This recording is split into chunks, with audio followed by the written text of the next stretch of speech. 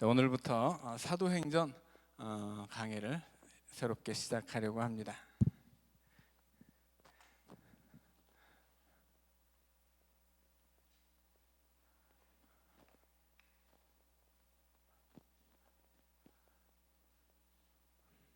항상 이름에 많은 힌트가 있습니다. 사도행전은 이렇게 나눠볼 수 있어요. 사도들의 행적을 기록한 이야기. 자, 사도라고 하는 것은 우리가 잘 알듯이 12사도이죠. 12사도 중에 가룟 유다는 배신하고 이제 사도행전에서는 가룟 유다를 대신해서 마띠아를 이제 세워서 12의 숫자를 채웁니다. 그런데 실제적으로 사도행전에 나오는 사도는 둘밖에 안 돼요. 실제적으로 사도행전에 나오는 중요 인물로는 베드로, 그리고 바울,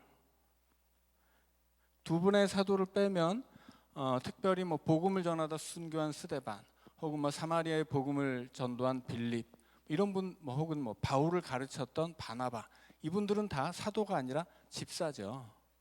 사도들의 행적에서 사도들은 주로 베드로와 바울만 나오고 다른 사도들은 특별히 등장하지 않습니다. 그래서 사도들의 행적이라기보다는 내용을 잘 보면 사도 둘의 행적이라고도 말할 수 있습니다. 자, 그런데 베드로는 유대 지역에서 활동을 합니다. 그리고 바울은 이방 지역으로 가서 활동을 하죠. 유대 지역의 중심은 예루살렘이고요.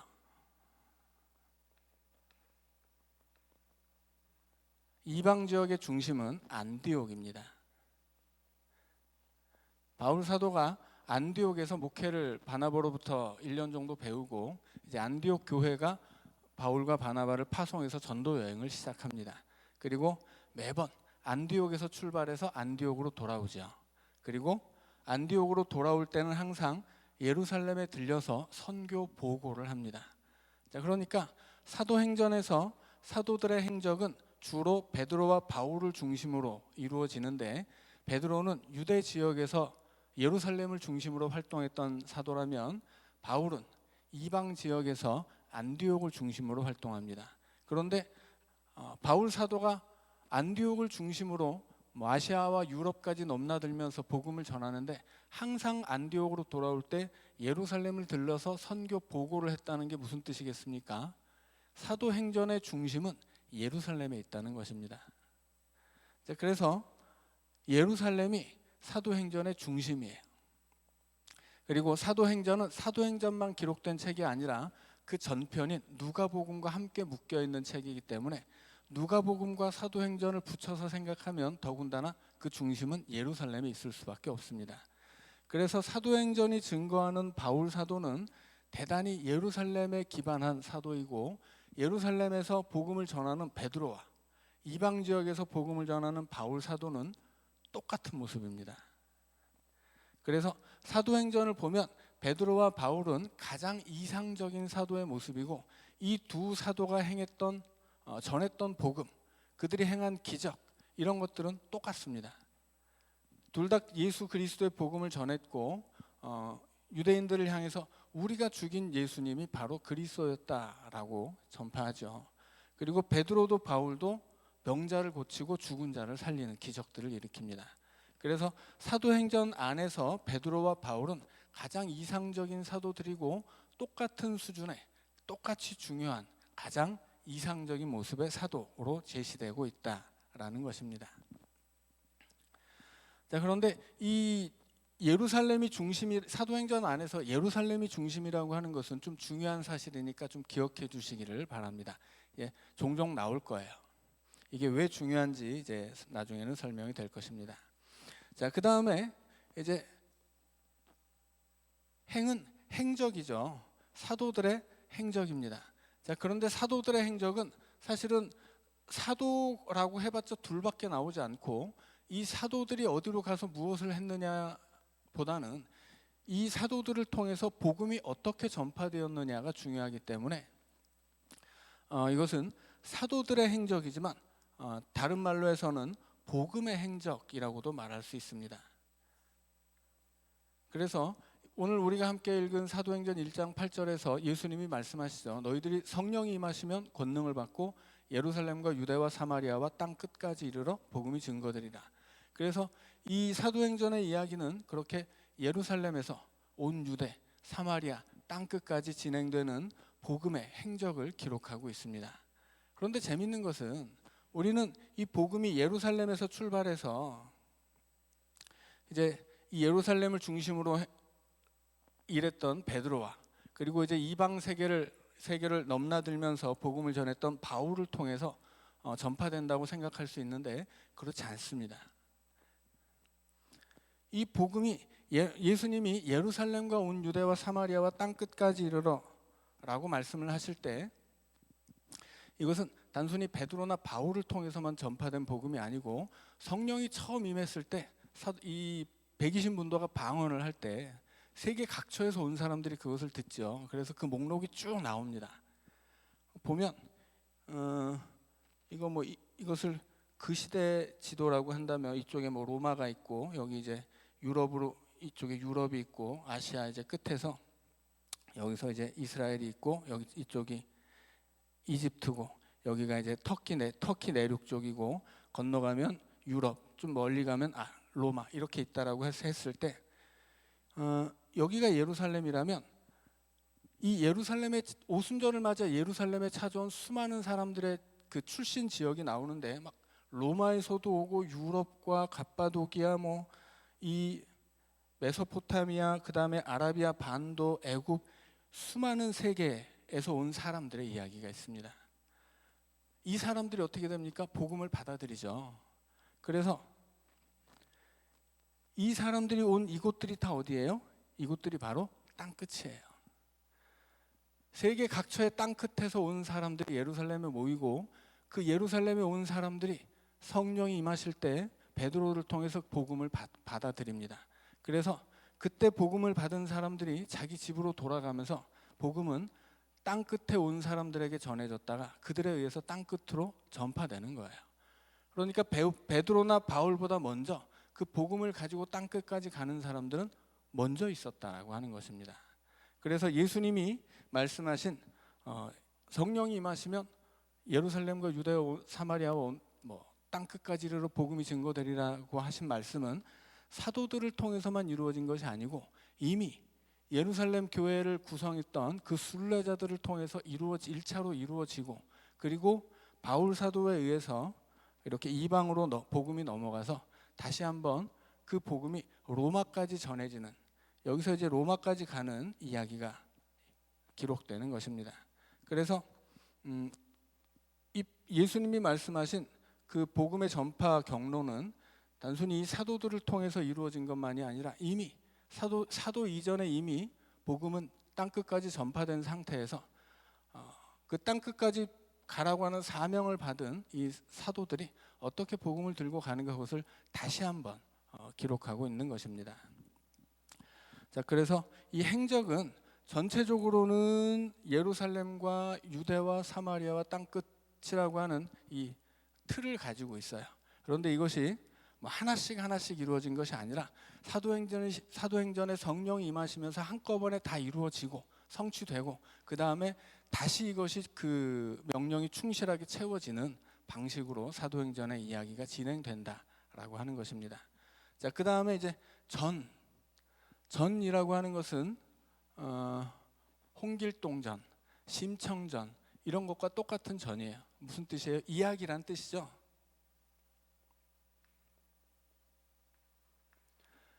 그러니까 사도들의 행적에 관한 이야기입니다. 자, 이 이야기에서 우리가 알아야 할 것은 제일 먼저는 줄거리를 알아야 되겠죠. 이게 무슨 이야기인지를 알아야 돼요. 그 다음에 이 줄거리 안에 구체적으로 어떤 사건들이 있었느냐 사건들도 알아야 합니다. 그런데 전체적인 줄거리와 구체적인 사건들이 말하자면 사도행전의 이야기인데 이것보다 더 중요한 게 있어요. 그게 뭐냐면 이것을 기록한 의도예요. 자, 초대교회 시절에 있었던 사건이 사도행전에만 나오는 나오는 이야기가 초대교회 시절에 있었던 교회 이야기 전부는 아니겠죠. 일부란 말이에요. 그런데 왜 누가는 그 중에 어떤 것들은 기록하지만 어떤 것들은 기록하지 않았느냐라고 하는 거죠. 모든 걸 다 기록할 수 없었다면 분명히 몇몇의 사건을 선택하고 거기에 집중해서 기록한 것인데, 사도행전에 나오는 사건들을 기록한 의도가 뭐냐라고 하는 거예요. 다른 걸 쓸 수도 있었는데 안 쓰고 이 사건을 쓰는 이유가 뭐냐?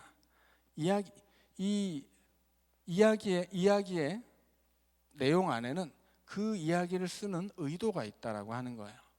그러면 누가가 무슨 의도로 썼을까, 이것을 알아야 되고, 그 다음에 이것을 이제 해석해야 되죠.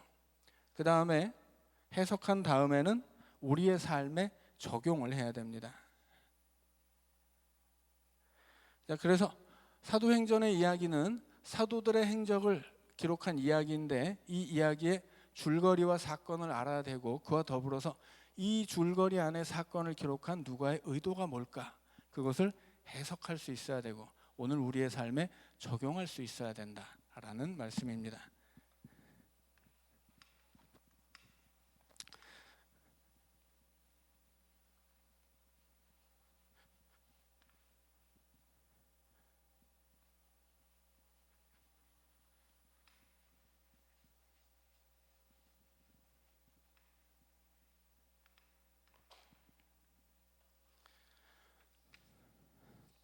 자, 그런데 이 사도행전에서 이 저는 이야기인데, 사도행전은 온전히 하나의 이야기는 아닙니다. 이것은 절반의 이야기예요. 나머지 절반은 어디에 있어요? 나머지 절반은 누가복음입니다.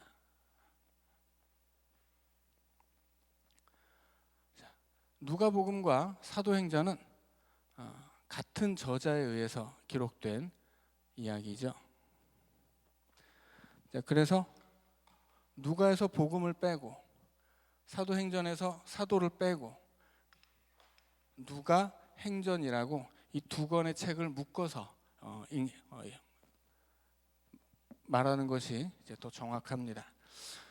그래서 누가복음 같은 경우는 이제 예수님이 이루신 복음이 어떤 내용이냐, 그것을 가르쳐 주는 것이고, 사도행전은 이제 예수 그리스도를 통해 완성된 복음이 어떻게 전파되느냐 하는 것을 기록하고 있죠. 그래서 누가복음은 복음의 이야기고, 예수 그리스도에 관한 이야기, 즉 복음에 관한 이야기고, 사도행전은 이 복음의 전파에 관한 이야기입니다. 자, 그렇다면 이것은 교회에 관한 이야기죠. 자, 그래서 누가복음이 예수님에 관한 이야기라면 사도행전은 교회에 관한 이야기이고, 누가복음이 복음의 내용을 가르쳐 준다면 사도행전은 복음이 전파되는 과정들을 가르쳐 주고, 그 과정 안에서 성령의 역사와 사도들의 헌신을 이제 보여주고 있습니다.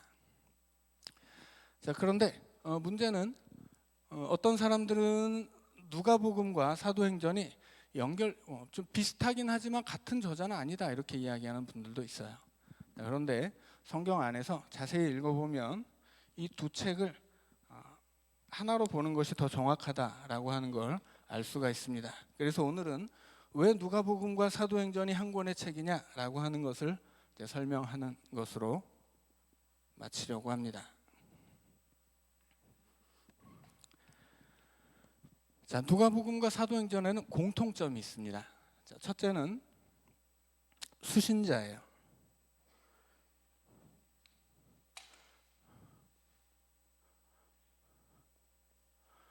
자, 누가복음과 사도행전의 수신자는 누구일까요? 자, 우리가 사도행전 1장 1절에 나오죠. 데오빌로입니다. 자, 그런데 누가복음 앞에도 데오빌로가 나오고, 누가복음 1장 1절에도 데오빌로가 나오고, 사도행전 1장 1절에도 데오빌로가 나와요. 누가복음 1장 1절에서는 데오빌로 각하라고 이야기합니다.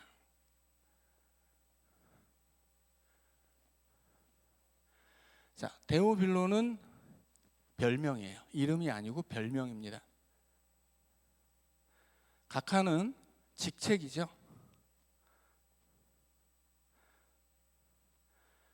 이 각하라고 하는 직책을 사도행전 안에서 누구에게 붙여주냐면 벨릭스 총독에게 붙여줍니다. 그러니까 사도 바울이 예루살렘에 잡혀가서 재판을 받을 때 그 시대 바울 시대 유대 지역 총독은 벨릭스였어요. 그 벨릭스에게 각하라고 하는 직책을 붙여줍니다. 그래서 데오빌로 각하라고 할 때 데오빌로라고 하는 사람은 로마의 총독만큼이나 높은 직책의 관리구나 하는 걸 알 수 있습니다.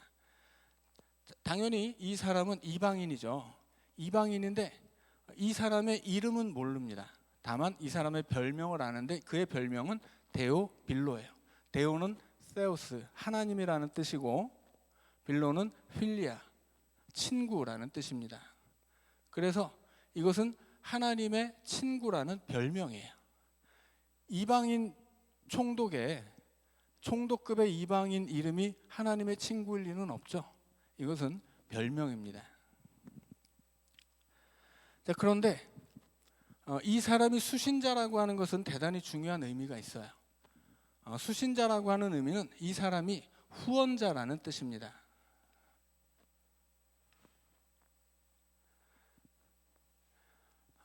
옛날에는 책이 엄청나게 비쌌다는 것을 기억하셔야 합니다. 얼마나 비쌌을까요? 중세 시대에 성당에 성경책을 이렇게 비치할 때 이 성경이 얼만큼 비쌌냐면 성경 전권을 비치할 수 있는 성당은 아무 곳에도 없습니다. 이건 너무 어마어마한 재산이기 때문에 어느 성당이든지 좀 큰 규모가 큰 성당은 그 중에 66권 중에 책 한 권 정도, 많으면 2권 이렇게 성경을 가지고 있는 정도이지 성경 전권을 가지고 있는 그런 성당조차 없었어요. 그러니까 이 구텐베르크가 인쇄혁명을 일으키기 전에는 책이 엄청 비쌌는데 중세 시대도 비쌌지만 이 시대의 책은 당연히 더 비쌉니다. 왜 그렇겠습니까? 이 성경 같은 경우도 필사자가 성경을 전문적으로 필사하는 사람이 성경을 필사할 때 일평생 필사를 하는데 많이 하면 2번 할 수 있었다고 합니다. 그것도 신약 성경은 빼고 구약만이에요. 유대인 가운데 성경 필사자들이 아무리 힘쓰고 애쓰고 노력해서 부지런히 적어도 일평생 2권밖에 기록을 못해요. 그럼 그 책의 가격이 얼마나 비싸겠습니까? 말로 할 수 없는 수준이에요. 그런데 그것을 어떤 사람이 마음 먹고 책을 이제 예수님에 관해서 책을 쓰려고 했잖아요. 그런데 이 사람이 책을 쓰려면 자료도 모아야 되고 종이도 있어야 되고 그 시대 종이는 어마어마하게 비싸기 때문에 파피루스도 비싸지만 이런 걸 양피지에 기록하면 더 비싼 것이고 책을 한 권 사는 것도 대단히 비싸지만 이걸 쓰는 것도 엄청난 일입니다. 누가라는 사람이 예수님에 관한 책을 쓰기로 했을 때 일단 시간이 엄청나게 걸려요. 그 시간 동안 이 사람은 아무것도 하지 못합니다. 그러면 그 사람의 생계를 책임져 줘야 돼요, 누군가가. 그게 누구냐면 후원자예요. 그래서 왜 이 책의 앞에 헌정사, 이 책은 데오빌로 각하에게 쓰는 것입니다. 왜 헌정사가 있냐면 그 어마어마한 이 물질을 후원해 주었기 때문이에요.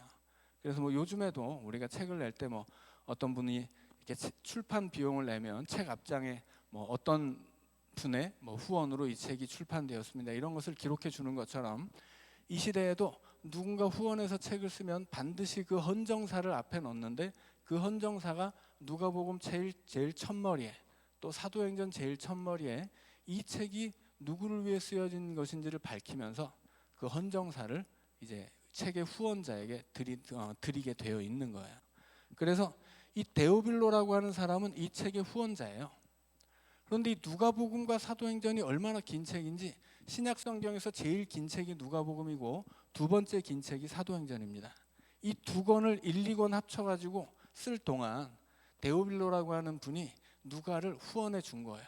이 사람이 이 예수님에 관해 사도행전을 기록하고 누가복음을 기록하면서 예수님의 행적과 사도들의 행적을 추적하면서 그것을 기록하는 동안 누가의 생활비를 책임지는 것이고, 그가 자료를 모으고 재료를 구입할 수 있도록 그 모든 이 책의 출판에 관한 비용을 후원해 준 거예요. 자, 그런데 그렇게 책을 쓸 때 후원자가 필요했고 막대한 비용이 들었다면 한 사람의 후원자가 비슷한 내용의 책을 따로따로 후원하지는 않는다라고 하는 거예요. 데오빌로가 예수님에 관한 이야기와 사도들의 행적에 관한 이야기를 책으로 출판할 수 있도록 누가를 후원해 주는데 비슷한 내용을 가진 다른 책을 쓰도록 또 다른 사람을 후원하지는 않는다라고 하는 거죠. 그 시대에 그런 것은 뭐 대단히 큰 낭비였기 때문에 그렇게 할 수가 없어요. 그리고 책을 쓰는 사람도 이 책의 후원자에게 헌정사를 쓰는 것은 너무나 중요한 일이었기 때문에 돈을 후원하지도 않는 사람의 이름을 함부로 기록하지 않습니다. 그러니까는 누가복음 앞에, 사도행전 앞에 데오빌로라고 하는 수신자가 나오고 그가 그를 위한 헌정사가 나왔다라고 하는 것은 이 데오빌로라고 하는 사람이 이 막대한 비용을 투자해서 누가복음과 사도행전을 쓰게 했다는 것이고, 이 두 사람의 이름이 똑같다면 이 두 책이 한 사람에 의해서 쓰여졌을 가능성이 90% 이상이다라고 하는 것입니다. 그런 의미에서 우리는 누가라는 사람을 흔히 의사라고 알고 있잖아요. 골로새서에 나온 한 구절 때문인데 누가가 의사라는 구절이 골로새서에 나와요. 그래서 우리는 흔히 누가복음을 쓴 사람이 의사라고 생각하는데 절대 그럴 수가 없어요. 설사 누가가 의사일지라도 그가 의사였다는 것은 하등 중요하지 않습니다. 말씀드린 것처럼 책을 쓴다는 것은 후원자가 필요할 만큼 막대한 비용이 들어요. 예를 들어서 도서관을 세운다 그러면 그 나라의 왕가가 개입해서 후원을 해줘야만 도서관을 세울 수 있을 정도였습니다. 그런데 이렇게 막대한 비용이 드는 출판을 의사한테 맡길 수가 없어요. 이것은 전문적으로 글을 쓰는 사람만이 그 후원을 받아서 글을 쓸 수 있는 거야. 그러니까 누가라는 사람이 글도 쓰고 의사일 수도 있어요. 그럴 수도 있죠. 하지만 그럴 경우에도 의사라고 하는 건 아무 의미가 없어요. 의사이든 아니든. 중요한 것은 누가라는 사람은 막대한 금액을 후원받을 만큼의 글을 쓰는 사람이었다라고 하는 거예요. 그에게 직업이 또 따로 있어서 의사도 했을지는 몰라도 이건 전혀 중요한 게 아니에요. 자, 그래서 누가라고 하는 사람은 그 시대에 대단한 문학가이고 역사 저술가라고 생각을 하시는 편이 좋고요. 골로새서에 나오는 사람이 그 누가라고 할지라도 그 직업이 의사라고 하는 또 다른 직업을 가졌다는 사실 자체는 전혀 중요하지 않아요. 그리고 누가라는 이름을 가진 사람이 그 시대에 한두 명이었겠습니까? 오늘 시대 최재명 목사가 최재명 이름 가진 사람이 저밖에 없는 건 아니죠. 수도 없잖아요. 목사들 중에도 있고 선교사들 중에도 있어요. 마찬가지로 이 시대에도 누가라는 사람이 여럿 있었을 텐데 골로새서에 나오는 누가가 누가복음을 쓴 누가인지 이런 것은 별로 크게 의미가 없다라고 하는 거예요. 그래서 우리가 사도행전을 읽을 때 이 사도행전은 대단히 그 헬라 시대에 그 전형적인 역사 기록과 같은 방식으로 기록된 책이에요. 그래서 이것은 그 시대에 글 쓰는 것과 전혀 무관한 의사가 쓸 만한 책은 아니었기 때문에 누가를 의사라고 보는 것은 아무 의미가 없다라고 하는 걸 기억해 주시면 되겠고요. 이 누가가 어떤 사람인지에 대해서는 이제 다음 시간에 또 설명을 드리도록 하겠습니다. 자, 공통점이 또 있어요. 수신자뿐만이 아니라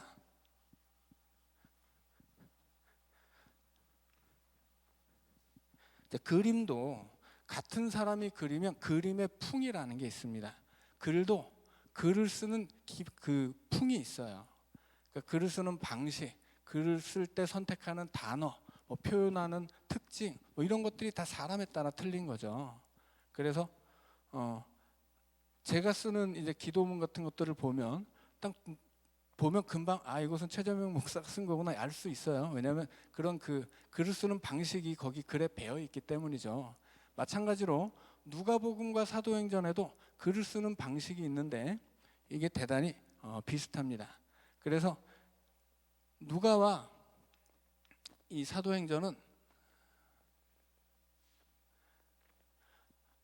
전문적인 헬라어를 사용하는 사람이 쓴 거예요. 그래서 많은 신학자들이 추측하기를 누가복음과 사도행전에 기록된 헬라어를 보면 이 사람은 헬라어를 모국어로 가진 사람이겠구나라고 추측할 수밖에 없을 정도로 헬라어를 자연스럽게 또 풍부하게 사용합니다. 그런데 우리가 원어를 확인하는 것은 대단히 어렵기 때문에 일단 신학자들의 의견을 받아들이는 것으로 충분하겠습니다. 자, 그 다음에 신학도 굉장히 비슷하고 글의 구조 같은 것들도 좀 비슷한 점들이 많습니다. 신학은 기본적으로 누가복음이든 사도행전이든 이방인을 대상으로 하는 신앙교육 교재예요. 누가복음 1장 1절을 보면 이렇게 기록되어 있습니다. 처음부터 목격자와 말씀에 일꾼된 자들이 전하여준 그대로 내력을 저술하려고 붓을 든 사람이 많은지라. 그 중에 하나가 누가이죠. 자, 그 모든 일을 근원부터 자세히 미루어 살핀 나도 데오빌로 각하에게 차례대로 써 보내는 것이 좋은 줄 알았노니 이는 각하가 알고 있는 바를 더 확실하게 하려 함이라. 자, 아까 데오빌로라고 하는 사람은 하나님의 친구였죠. 아마도 이방인 기독교인이었을 것입니다. 그가 알고 있는 것을 더 확실하게 해주기 위해서 예수님이 어떤 분이냐, 또 복음은 어떤 것이냐, 이 복음이 어떻게 전파되었느냐, 이것을 확실하게 알게 하기 위해서 누가복음과 사도행전을 쓴 거예요. 자, 그래서 누가복음과 사도행전의 신학은 이방인을 위한 교육 교재라고 생각하시면 되겠습니다. 자, 그 다음에 이 누가복음과 사도행전은 글을 쓰는 공통적인 이 틀이 있어요.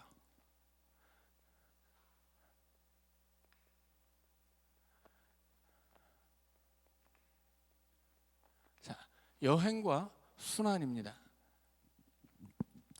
자, 누가복음을 보면 이제 예수님이 예루살렘으로 여행을 가시고 예루살렘에서 순환을 받습니다.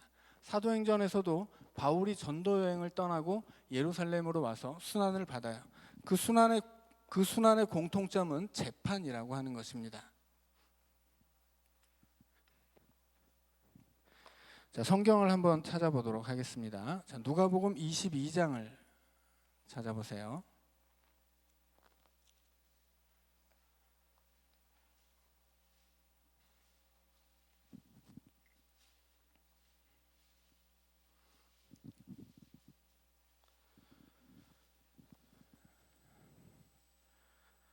누가복음 22장 66절 보시죠.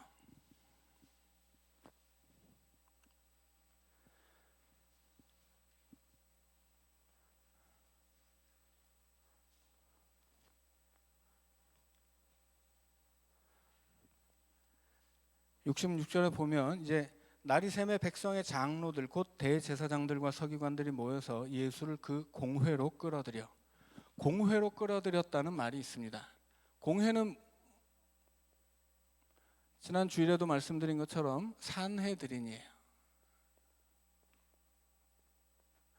자, 산헤드린은 70인으로 구성된 유대의 권력 기구입니다.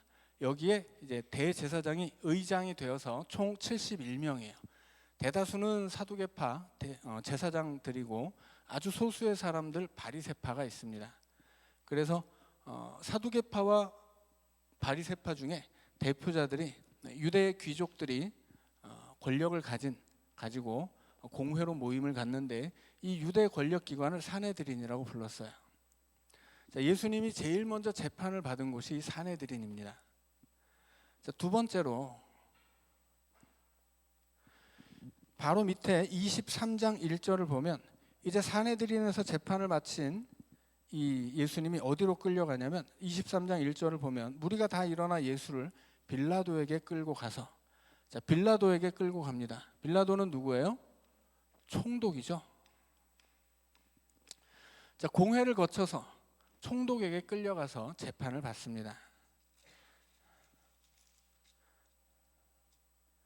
자, 그 다음에 7절을 보면 6절까지 이제 빌라도가 재판을 진행하죠. 신문을 하죠. 6절에 보면 빌라도가 듣고 그가 갈릴리 사람이냐 물어. 7절로 넘어가면 헤롯의 관할에 속한 줄을 알고 헤롯에게 보내니. 자, 예수님이 총독에게 신문을 받은 다음에는 어디로 갑니까? 헤롯에게 가요. 자, 그래서 예수님이 예루살렘에서 순환을 받으실 때 공회에서 총독에게 또 헤롯에게 그렇게 3번 재판을 받습니다. 자, 사도행전으로 오면 사도행전 22장을 한번 보시죠.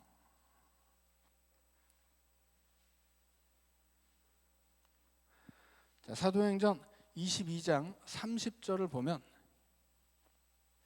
23장까지 쭉 무슨 얘기가 나오냐면 바울이 예루살렘에 잡혀왔을 때 공회 앞에서 증언한 이야기가 있습니다. 자, 바울 역시 공회에 잡혀가서 재판을 받았다 하는 것입니다. 자, 22장 30절을 보시면 뒷부분에서 온 제사장들과 온 공회를 모으고 바울을 데리고 내려가서 그들 앞에 세우니라. 그래서 23장으로 가면 바울이 공회를 주목하여 이르되, 이제 바울이 산헤드린에서 재판을 받을 때 자기를 변호할 기회가 주어졌음에도 불구하고 그 시간에 자기를 변호하는 대신 복음을 전하죠. 자, 그래서 이제 이 산헤드린 의원들의 진노를 삽니다. 자, 그리고 어디로 가냐면 24장 1절을 보시면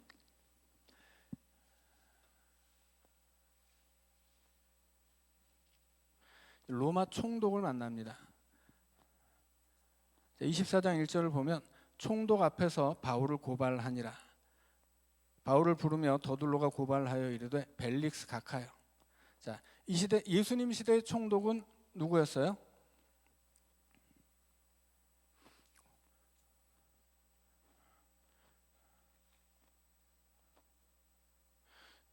빌라도죠. 예수님, 그런데 바울 시대의 총독은 바뀌었죠. 벨릭스예요. 여튼 똑같은 직책입니다. 그래서 로마의 총독 앞에 잡혀가서 재판을 받습니다. 자, 그 다음에 어디로 가냐면 25장을 보세요. 자, 25장 23절을 보면 이제 이튿날 아그리빠와 버니게가 크게 위험을 갖추고 와서 천부장들과 시중에 높은 사람들과 함께 접견 장소에 들어오고 베스도의 명으로 바울을 데려오니 베스도가 말하되 아그리빠 왕과 여기 있는 여러분이여. 자, 이제 여기서 누가 나옵니까? 아그리빠 왕이 나와요. 예수님은 헤롯에게 재판을 받으셨죠. 여기는 아그리빠 왕이 나옵니다. 이 사람은 누구냐면 헤롯 아그리빠 1세의 아들이에요. 예수님이 태어나실 때 헤롯 대왕이 있었고 그 헤롯 대왕의 아들이 헤롯 아그리빠였다면 그 헤롯 아그리빠는 사도행전 12장에서 충이 먹어 죽습니다. 그리고 그 충이 먹어 죽은 헤롯 아그리빠 1세의 아들이 지금 사도행전 25장에 나오는 아그리빠 왕이에요. 자, 헤롯이든 아그리빠 왕이든 둘 다 헤롯 왕가의 왕입니다. 자, 그래서 누가복음과 사도행전의 이야기 구조는 앞에 여행이 나오고 여행 끝에 예수님과 여행 끝에 순환을 받는 구조예요. 그래서 예수님도 갈릴리에서 예루살렘으로 여행을 하시고 예루살렘에 잡혀가서 공회에서 총독에게 헤롯 왕가의 왕에게 이제 순환을 받습니다. 바울 역시 전도 여행을 떠나서 복음을 전하다가 예루살렘에 잡혀와서 공회에서 총독에서 헤롯에게 순환을 받아요.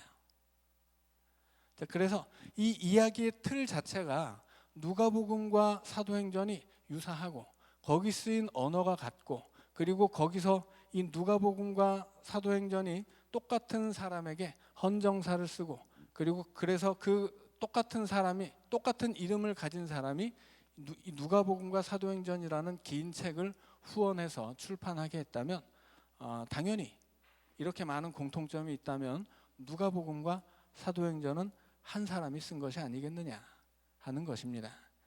그래서 이런 그 누가복음과 사도행전의 공통점들을 여러 가지 찾아보면 누가복음과 사도행전이 다른 사람에 의해서 서로 다른 사람에 의해서 쓰여질 가능성은 뭐 10,000분의 1도 되지 않을 것이다. 그렇게 이제 말할 수 있습니다. 자, 그래서 오늘은 누가복음과 사도행전의 관계에 대해서 보았고요. 자, 그리고 이 누가복음과 사도행전이 데오빌로라고 하는 이방인이지만 이방인 가운데 대단히 높은 귀족 혹은 고위 관료에 의해서 후원을 받아서 이방인 교육 교제를 위해 쓰여진 책이라고 하는 것을 확인했습니다. 여기까지 하고 다음 시간에 또 이어서 사도행전 강의를 배우도록 하겠습니다. 기도합니다. 사랑의 하나님, 성경을 배워갈수록 우리의 믿음이 깊어지게 하시고 오늘 우리에게 주신 하나님의 말씀이 나에게 어떤 의미인지 해석할 뿐 아니라 내 삶에 적용할 수 있는 믿음의 지혜를 우리 모두에게 허락하여 주시옵소서. 예수님 이름으로 기도하옵나이다. 아멘.